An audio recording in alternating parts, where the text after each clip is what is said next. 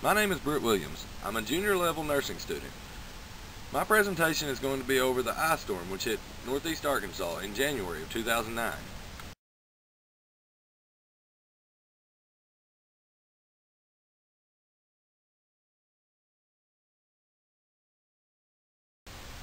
This storm system causing the major ice storm of 2009 approached early on January 27th in the southern Rockies and southern plains. The temperatures were cold enough for freezing rain and sleet across much of northern and central Arkansas. The system continued to drop moisture in an environment cold enough to freeze for the next 24 hours. The result of this was northeast Arkansas, as well as many other areas, being declared a major disaster.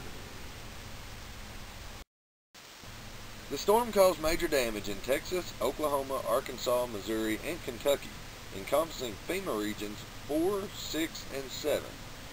This storm directly impacted businesses and residents from the 5 states previously mentioned, as well as indirectly affecting many other states because of the resources which were brought in from them to help with the recovery.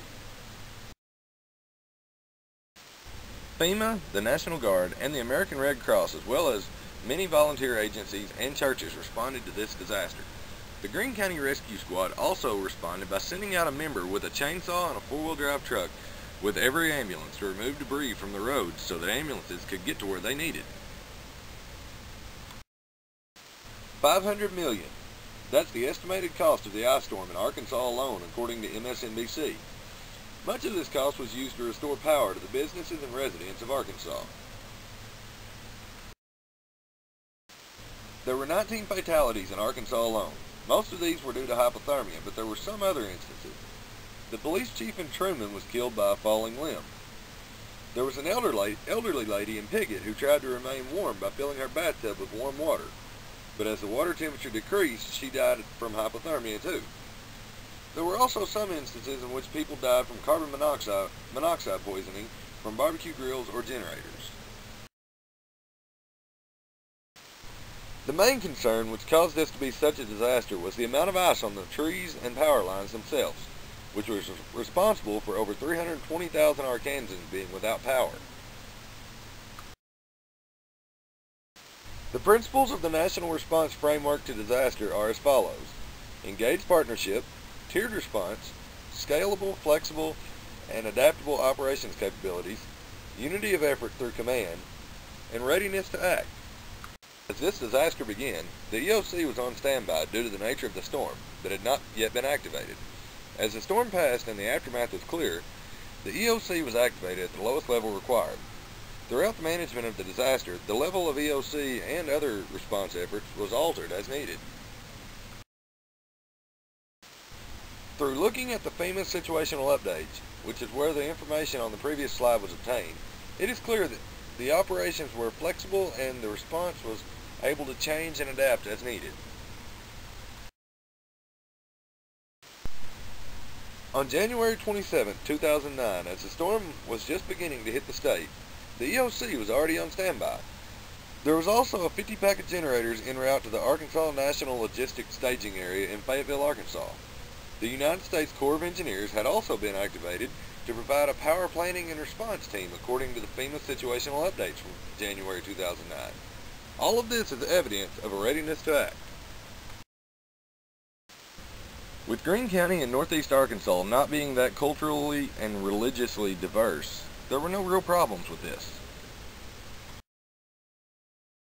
During the ice storm, there were at least 2 ethical issues or concerns that I could think of. The first had to do with the sale of generators out of the back of trucks. The generators were overpriced and being sold out of the back end of semi-trailers. I spoke with the city clerk's office about the sale of these generators and was told that these vendors had to buy a permit to sell this product in the city, but that the city clerk's office does not investigate the companies before issuing the permits. This creates an ethical dilemma. The city clerk could refuse to sell the permit, but if it did, the company would then go to another area and sell the generators, and the citizens would be without power. So even though the generators were overpriced, I think the city clerk made the right choice. The second ethical dilemma had to do with patients being released from the hospital. Normally, when a patient no longer needs care from the hospital will release them to their home. But now their home had no power, and therefore releasing the patient to their home could leave them in a particularly vulnerable situation. Vulnerable populations. In any situation, there are some populations which are more vulnerable than others. In this situation, it was extremely young, elderly, and those with existing medical problems. The extremely young population is at risk because of extreme temperatures with no electricity. The extremely young are unable to regulate body temperature as well as they could if they were more mature. The elderly population is in the same category as extremely young. They are less likely to be able to regulate their body temperature as well with extreme cold. Both vasoconstriction and shivering, two primary responses that maintain body temperature during cold challenge, are less effective in older people. They may also have other existing medical problems which predispose them to being vulnerable. People with existing medical problems may have to use electric-powered machinery for the treatment. They may also have to take medicines which are required to be kept at a certain temperature which will not be possible without power. The media did have an impact on the recovery and management of this disaster. The radio was probably the most widely used source of media because many people were without electricity. The radio was a great source of information about any type of assistance which was available and any information which the public needed to know about the disaster recovery efforts. Television, print, and internet were also great sources of information once the power began being restored. Although everyone might not have had access to all of these, the ones who did were able to relay the information to those who didn't.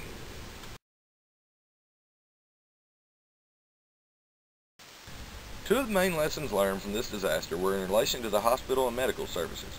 The first lesson learned had to do with the staff and their personal preparedness. The staff of the hospital were not prepared, meaning they did not have cash on hand for travel and did not have travel plans worked out to get to work. The hospital offered employees a place to stay and sleep, but most were not prepared enough at home to do so. Another lesson learned at the hospital was in relation to the emergency power services. The red plugs in the hospital, which were supposed to remain operational in an emergency, did not do so in many cases. This could have been tested prior to the disaster and fixed.